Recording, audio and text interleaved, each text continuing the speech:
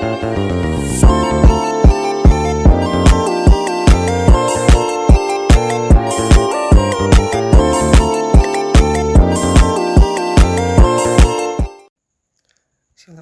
warahmatullahi wabarakatuh. Nama saya Kevin Razelik. Saya ingin menjawab pertanyaan nomor 2 dan nomor 6. Oke, pertanyaan nomor 2. Bagaimana kita dapat menemukan keseimbangan antara perlindungan terhadap kebebasan pendapat secara online dan kebutuhan untuk mengatur konten demi pencegahan penyebaran informasi yang dapat menimbulkan konsekuensi negatif? Jawaban saya, menemukan keseimbangan antara perlindungan kebebasan berpendapat secara online dan kebutuhan untuk mengatur konten dapat melibatkan penerapan regulasi dan proporsional dan transparan. Upaya ini harus memastikan bahwa pembatasan konten hanya diterapkan untuk melindungi kepentingan umum yang jelas, seperti mencegah penyebaran informasi palsu, kebencian, atau ancaman keamanan. Selain itu, melibatkan partisipasi publik dalam pengambilan keputusan dapat membantu mencapai keseimbangan yang lebih baik. Penyusunan regulasi yang melibatkan berbagai pemangku kepentingan dapat memastikan representasi yang lebih luas dan meminimalkan risiko penyalahgunaan kekuasaan. Selain itu, mekanisme banding yang adil dan transparan perlu diterapkan untuk menangani sengketa terkait konten. Internet itu sendiri mempunyai manfaat yang cukup besar bagi masyarakat, bukan hanya di Indonesia, melainkan di seluruh dunia. Jaringan internet memberikan informasi tanpa batas. Namun lambat laun internet bukan lagi memberi informasi bagi masyarakat, tetapi internet menjadi sarana timbulnya masalah-masalah baru yang membuat masyarakat menjadi mudah mencari informasi yang kurang baik untuk dikonsumsi. Sebenarnya ulahnya adalah manusia itu sendiri yang menyebarkan situs-situs yang sifatnya tidak layak untuk dikonsumsi, karena penggunaan internet bukan hanya orang dewasa melainkan di seluruh kalangan, mulai dari anak kecil, remaja, dewasa, sampai lanjut usia. Idealnya, internet merupakan salah satu media perwujudan hak asasi manusia untuk berkomunikasi dan memperoleh informasi yang dilaksanakan secara tertib dan bertanggung jawab dengan pertimbangan moral, nilai-nilai agama, keamanan, dan ketertiban umum berdasarkan Pancasila dan Undang-Undang Dasar Negara Republik Indonesia tahun 1945. Pemerintahan memfasilitasi pemanfaatan teknologi informasi dan transaksi elektronik serta melindungi kepentingan umum dari segala jenis gangguan. Sebagai akibat penyalahgunaan informasi elektronik yang mengganggu ketertiban umum sesuai dengan ketentuan peraturan perundang-undangan, untuk memberi akses internet yang bersih dan nyaman dengan memberikan perlindungan kepada masyarakat serta memberi dasar bagi pemerintah dan masyarakat terhadap pemahaman situs internet bermuatan negatif dan peran bersama dengan penanganannya dan melindungi kepentingan umum dari konten internet yang berpotensi memberikan dampak negatif dan merugikan. Muatan konten negatif di internet dalam usaha mencerdaskan bangsa. Pengelompokan situs internet bermuatan negatif yang perlu ditangani yakni pornografi dan kegiatan ilegal lainnya berdasarkan ketentuan peraturan perundang-undangan yang pelapornya berasal dari kementerian atau lembaga pemerintah yang berwenang. Sesuai ketentuan peraturan perundang-undangan, kegiatan ilegal tersebut termasuk tetapi tidak terbatas pada pelanggaran hak cipta, peredaran obat-obat tradisional, kosmetik, suplemen, makanan dan minuman tanpa izin edar, narkotika, dan prosedur narkotika, atau praktek perdagangan dan investasi ilegal. Teknologi untuk mengatur konten negatif internet dapat dibagi menjadi 3, yakni web filtering, deep packet inspection, dan web sense categories. Saat ini, Direktur Jenderal Aplikasi Informatika Pengelola Trust Positif masih berbasis web filtering dengan tools IP address, alamat situs, keyword searching, file type, dan database. Teknologi kedua dengan metode deep penetration injection yang mempunyai fungsi sebagai intrusion detection system, intrusion prevention system, dan stateful firewall. Layer OSI yang dicangkup hingga layer ke-3 sampai 7 sehingga dapat digunakan untuk mendukung penyidikan dan penindakan atau cyber security. Akan tetapi untuk penerapan DPI belum cukup regulasi yang mengatur dan tergolong tidak etis.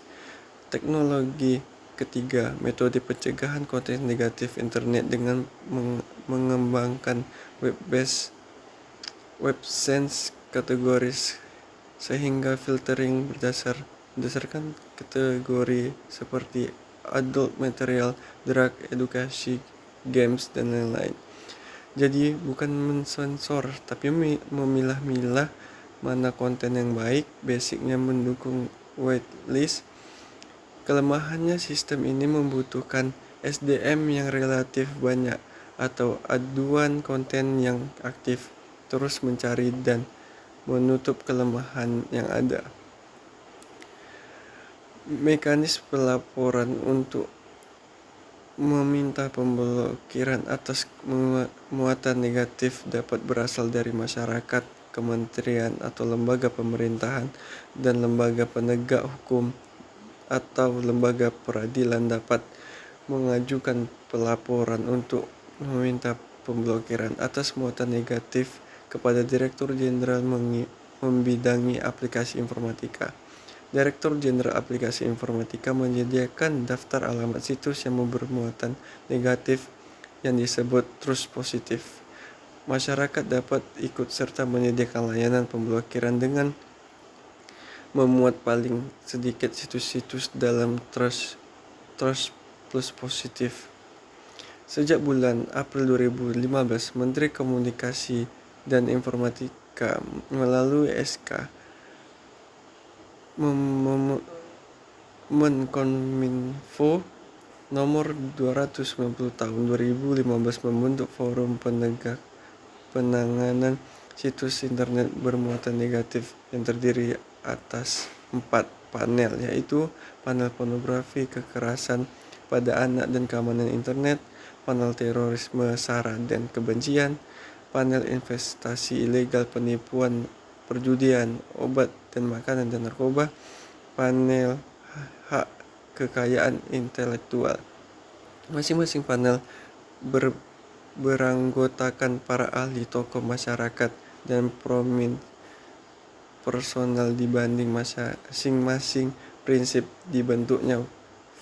Masing-masing panel beranggotakan para ahli, tokoh masyarakat, dan prominent personal dibanding masing-masing prinsip dibentuk Forum Penanganan Situs Internet Bermuatan Negatif. Yang pertama, meningkatkan governance atau tata kelola internet.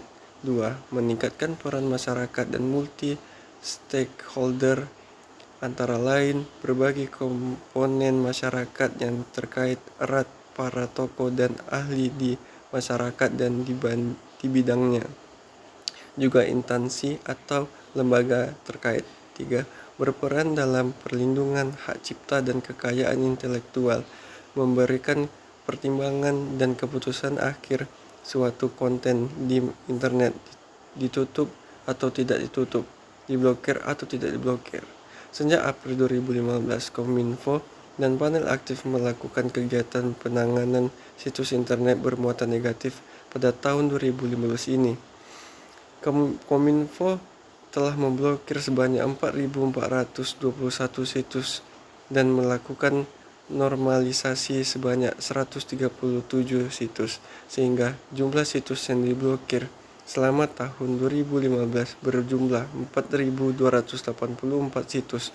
Terdapat 11 kategori situs negatif, yaitu pornografi, sara, penipuan atau dagang ilegal narkoba, perjudian, radikalisme, kekerasan atau violence, kekerasan atau pornografi anak, keamanan internet, pelanggaran hak KI, dan lain-lain. Penyelenggaraan jasa akses internet wajib melakukan pemblokiran terhadap situs-situs yang terdapat dalam Trust Plus positif dengan cara pemblokiran mandiri dan atau pemblokiran dengan menggunakan jasa dari penyediaan layanan pemblokiran. Penyelenggaraan jasa akses internet wajib melakukan pembaruan data atas daftar baru yang melakukan ke dalam Trust positif dengan jangkauan waktu. Yang pertama, pembaharuan rutin paling setidak 1 kali seminggu, dan pembaharuan sifat mendesak paling sedikit 1 kali 24 jam. Yang itu jawaban nomor 2, dan saya bakal menjawab pertanyaan nomor 6. Saya akan menjawab pertanyaan nomor 6. Apakah terdapat alternatif kebijakan atau pendekatan hukum lain yang dapat menjamin keamanan cyber tanpa harus membawa implikasi yang signifikan terhadap kebebasan pendapat online? Ya, terdapat alternatif kebijakan dan pendekatan hukum yang dapat menjamin keamanan cyber tanpa harus membawa implikasi yang signifikan terhadap kebebasan pendapat online. Beberapa pendekatan tersebut melibatkan: yang pertama, peningkatan keamanan teknologi. Itu fokus pada pengembangan dan implementasi teknologi keamanan cyber yang canggih pada membantu melindungi infrastruktur digital tanpa membatasi kebebasan berekspresi. 2. Peningkatan kesadaran dan pendidikan. Mendorong kesadaran tentang ancaman cyber dan memberikan pendidikan kepada pengguna internet dapat membantu mengurangi risiko penipuan atau serangan siber tanpa melibatkan pembatasan berlebihan terhadap kebebasan berpendapat. Nomor 3, kerjasama internasional. Kerja antara negara untuk menanggapi ancaman cyber secara bersama-sama dapat meningkatkan keamanan tanpa harus memberlakukan aturan yang memberatkan terhadap kebebasan online. Yang keempat, pendekatan hukum yang proporsional, yaitu menetapkan undang-undang yang jelas dan proporsional yang menanggapi tindakan kejahatan siber tanpa mengekang kebebasan berpendapat. Dengan menggabungkan pendekatan ini mungkin untuk mencapai keseimbangan antara keamanan siber dan kebebasan pendapatan online. Keamanan siber dan pertahanan siber memiliki setidaknya satu keterkaitan erat, yaitu bahwa kedua diterapkan untuk menjaga dan mempertahankan kerahasiaan, integritas, dan ketersediaan informasi elektronik atau sistem elektronik. Keamanan siber dapat berupa salah satu bentuk dari pertahanan siber. Di lain pihak, pertahanan siber dapat berupa pertahanan aktif maupun pertahanan pasif. Pertahanan pasif yang dimaksud dapat mencakup dalam ruang lingkup keamanan siber. Keamanan siber maupun pertahanan siber dapat diselenggarakan oleh individu, kolektif, maupun negara. Masing-masing ruang lingkupnya dapat berbeda. Keamanan siber dan pertahanan siber yang diselenggarakan oleh negara dimaksud untuk menjaga kerahasiaan, integritas, dan ketersediaan informasi penting bagi negara, keamanan nasional, maupun menjaga sistem elektronik yang strategis atau kritis bagi kelangsungan pelayanan publik atau kelangsungan negara.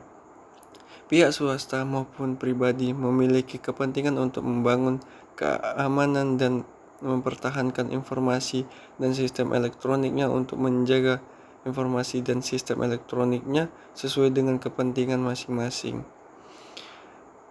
Yang pertama, memiliki sertifikat kelaikan sistem elektronik pasal 30 ayat 1 PP 81 2012. Kedua, menggunakan sertifikat keadilan pasal 41 ayat 1 PP 82 2012, memiliki sertifikat elektronik pasal 59 ayat 1 PP 81 2012, memenuhi persyaratan penyelenggaraan transaksi elektronik. Dengan adanya pedoman tersebut, diharap agar secara semesta atau secara nasional sistem elektronik yang ada di Indonesia menjadi satu kesatuan sistem yang kokoh, andal, dan aman. Hal ini selaras dengan prinsip pertahanan nasional, yaitu bahwa pertahanan dilakukan secara semesta. Pertahanan negara diselenggarakan melalui usaha membangun dan pembinaan kemampuan daya tangkal dan bangsa, serta menanggulangi setiap ancaman. Menurut Undang-Undang Nomor 3 Tahun 2002 tentang Pertahanan Negara adalah segala usaha untuk mempertahankan kedaulatan negara, keutuhan wilayah negara kesatuan Republik Indonesia, dan keselamatan segenap bangsa dari ancaman dan gangguan terhadap keutuhan bangsa dan negara. Sistem pertahanan negara Indonesia bersifat sistem pertahanan semesta, yaitu melibatkan seluruh warga negara, wilayah, dan sumber daya nasional. Sekian dari saya. Assalamualaikum warahmatullahi wabarakatuh.